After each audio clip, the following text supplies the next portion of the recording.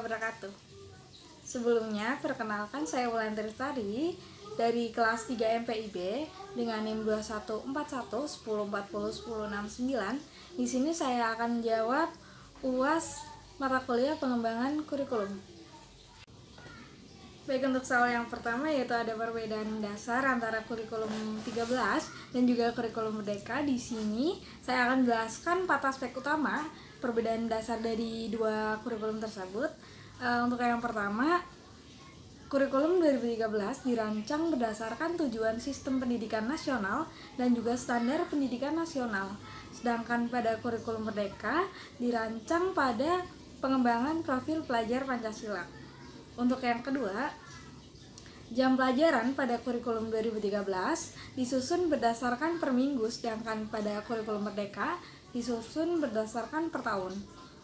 Untuk yang ketiga, proses pembelajaran pada kurikulum merdeka bisa dilakukan di mana saja, kapan saja, sesuai kemampuan oleh pendidik atau seorang guru, dan juga sesuai kebutuhan dari siswa yang nantinya akan dididik.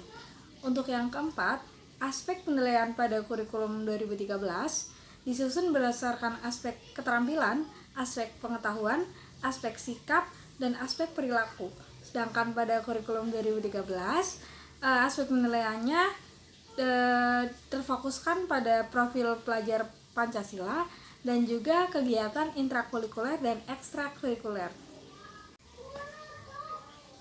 Untuk soal yang kedua yaitu mengenai perbedaan dasar antara RPP dan modul ajar. Perlu diketahui bahwa RPP sendiri ini berlaku pada kurikulum 2013, sedangkan modul ajar berlaku pada kurikulum merdeka. Keduanya sebenarnya tidak memiliki perbedaan yang begitu banyak dan juga memiliki banyak kesamaan. Namun yang dapat membedakan, pada modul ajar ini terdapat berbagai materi pembelajaran, lembar kerja aktivitas siswa, serta beberapa asesmen untuk mengecek apakah tujuan pembelajaran dapat dicapai oleh seorang siswa.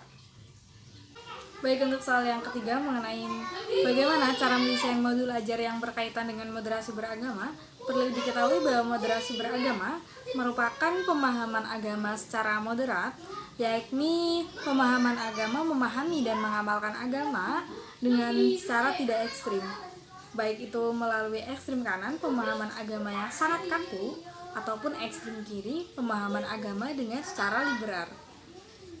Strategi pengembangan moderasi beragama bisa melalui integrasi ilmu, yakni maupun integrasi ilmu umum dengan ilmu agama, ataupun bisa melalui sebaliknya, yaitu ilmu agama dengan ilmu umum. Contoh ilmu umumnya seperti ilmu kebangsaan, ilmu kearifan lokal, ilmu dunia global, dan sebagainya. Pada aspek pendidikan, kita harus mendesain bagaimana cara menanamkan nilai-nilai moderasi beragama, baik itu melalui pendidikan formal dan non-formal maupun melalui pendidikan masyarakat atau informal. Jadi dapat disimpulkan bahwa cara mendesain modul ajar yang berkaitan dengan moderasi beragama, kita bisa mengambil mata pelajaran yang berkaitan dengan pemahaman agama seperti pendidikan agama Islam yang nantinya bisa mendesiminasi moderasi beragama. Baik, di sini saya akan jawab pertanyaan nomor 4, yaitu satu persoalan yang biasa terjadi dan juga solusinya dalam pengembangan kurikulum. Di sini saya mengambil contoh satu persoalan yang besar yang biasanya terjadi itu berasal dari seorang pendidik atau seorang guru. Hal ini biasanya kurangnya partisipasi dari seorang guru disebabkan kurangnya pengetahuan atau kemampuan dari seorang guru tersebut.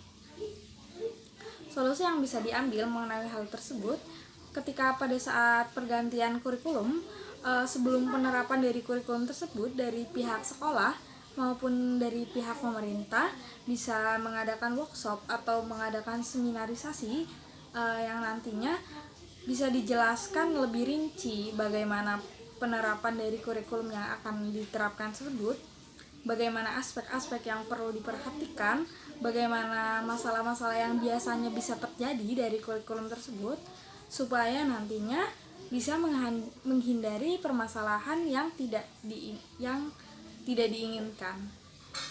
Mungkin sedikit jawaban UAS dari mata kuliah pengembangan kurikulum dari saya. Kurang lebihnya mohon maaf. Wassalamualaikum warahmatullahi wabarakatuh.